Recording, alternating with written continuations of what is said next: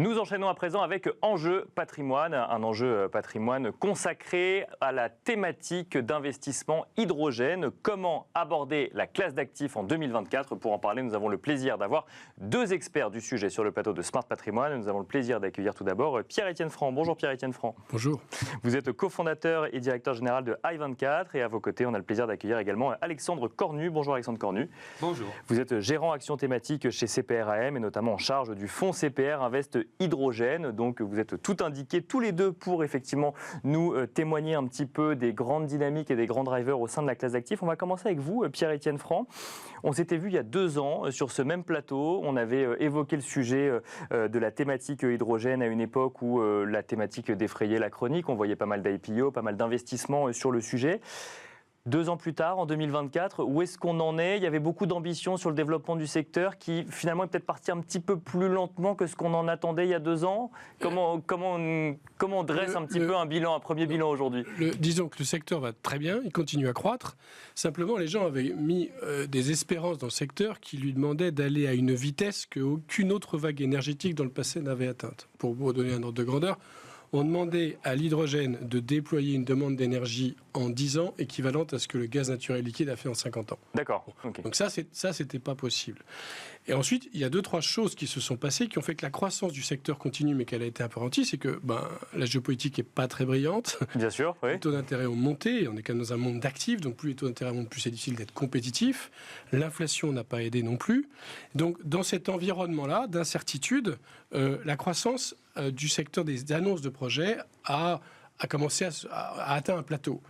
Mais ce qui est important, c'est à la fois le nombre de projets annoncés pour déployer l'économie de l'énergie. On est passé, il y a 2 ans, on était à quelques centaines, on est à 1500 projets. D'accord, oui. Plus de 700 oui, donc milliards, il y a quand même un gros développement. Oui. Et le grand sujet, c'est le taux de conversion. C'est-à-dire combien de projets qui ont été annoncés sont effectivement, finalement, décidés et se font. Bon, on est monté de quelques centaines de millions d'euros de décisions par mois à 3 milliards. D'accord. Donc ça monte, ça. Okay. Et puis la taille des projets monte. Et puis nous, en tant que plateforme d'investissement, depuis 2 ans, on a donc levé 2 milliards, on les déploie, on a quand même déployé 30% dans des projets qui sont en train de se construire.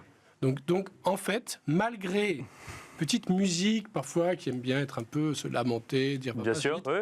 Les choses avancent en fait très très bien. Les choses avancent bien. Quand on parle de projets en matière d'hydrogène, on parle de quoi concrètement ? Parce que c'est vrai qu'on connaît beaucoup les sujets en lien avec la mobilité. Ça s'arrête là forcément ? Alors déjà, surtout la mobilité, il y a des gens qui disent la mobilité, ça va peut-être pas aller jusqu'au bout parce qu'il y a des endroits où la batterie fait bien le job. Bon, on sait très bien qu'il y a d'autres sujets où la batterie ne fait pas le job, la mobilité intensive, les taxis, les camions, le maritime, etc.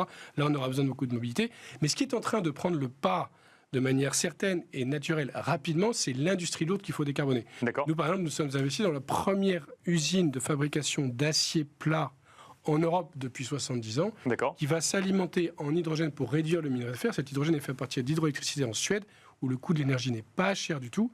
Et c'est une unité qui va générer 2,5 millions de tonnes d'acier, donc qui va économiser plus de 5 millions de tonnes par an de CO2, qui coûte 6 milliards.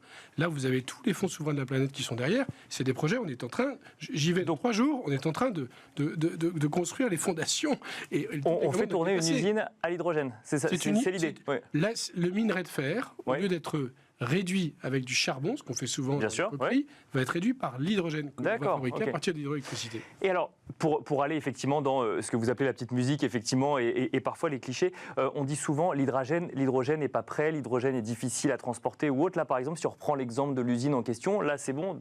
Demain ou dans 5 ans, ou en tout cas dans 1 an, c'est jouable. Il faut démarrer c'est des briques assez avérées qui fabriquent cet acier, mais il faut faire un électrolyseur, donc une unité qui va casser la molécule d'eau pour faire de l'hydrogène à partir d'électricité renouvelable, un électrolyseur de 800 MW. Donc il n'y en a pas beaucoup qui sont en train de fabriquer. Ils vont marcher. Simplement, bien sûr, c'est des premières au sens de la taille de ces unités-là. Mais aujourd'hui, il y a des électrolyseurs de 20 MW qui tournent. Il y a 3 ans, il n'y en avait pas. Et dans 2 ans, vous aurez des électrolyseurs de 200 MW. D'accord. En fait, on est dans une dynamique de progression avec des risques naturels de passage à l'échelle, mais qui n'ont rien de plus difficile que ce qu'on a fait dans le renouvelable il y a 20 ans, ce qu'on a fait dans le gaz naturel liquide il y a 50 ans, et ce qu'on a fait dans le nucléaire depuis 70 ans. Donc en fait, on est sur la même trajectoire. Il faut juste donner le temps au temps.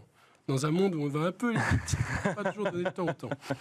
Alexandre Cornu, c'est vrai que on a cette discussion avec Pierre-Étienne Franc, parce que rappelons quand même qu'il y a 2 ans, il y avait aussi cette cette découverte du grand public de l'hydrogène et cette volonté de se dire ça va régler tous nos sujets, donc quand est-ce que ça arrive le plus vite possible? C'est vrai que ça ne réglera pas tout, mais il y a consensus sur le fait que ça va probablement régler 10 à 15% de la demande finale d'énergie dans le monde.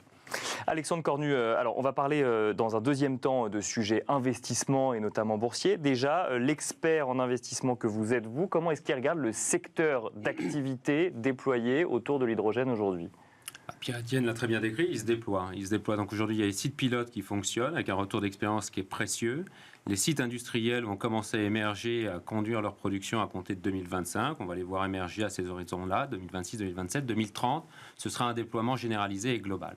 Et dans l'intervalle, la compréhension par le grand public, eh bien, elle est phasée par des séquences. Il y a une séquence il y a 2-3 ans où on parlait de l'hydrogène pour toutes les applications. Alors évidemment, c'était une idée fausse. Et l'idée fausse qui est actuellement communément finalement déployée, c'est que finalement, c'est une perte de temps parce qu'on va tout électrifier. Comme Pierre-Étienne vient nous le rappeler. Mais il y a vraiment cette compétition aujourd'hui entre hydrogène et électrification?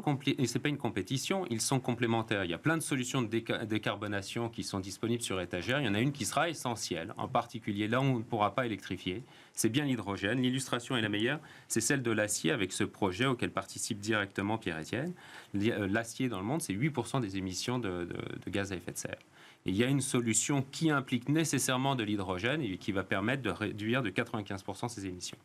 Donc on voit qu'il y a des séquences médiatiques qui conduisent à une appétence particulière, parfois un désamour qui a été déclenché également par la hausse des taux d'intérêt et de l'inflation qui a fait se dégonfler finalement parfois des valorisations qui étaient excessives. D'accord. Parce que je vous rappelle, boursièrement pour le coup, oui. C'est un environnement qui est très hétérogène, où il y a à peu près 300-400 valeurs dans le monde, entre des sociétés très matures, éminemment connues, comme Linde, Air Liquide. Air Liquide, c'est 2 milliards de chiffre d'affaires, l'hydrogène. D'ici 2030, ce sera 6. Bien sûr. Chez Linde, c'est un potentiel, un réservoir d'investissement de 50 milliards supplémentaires qui va porter une croissance qui était annuellement de 5% par an à 8% d'ici la fin de la décennie.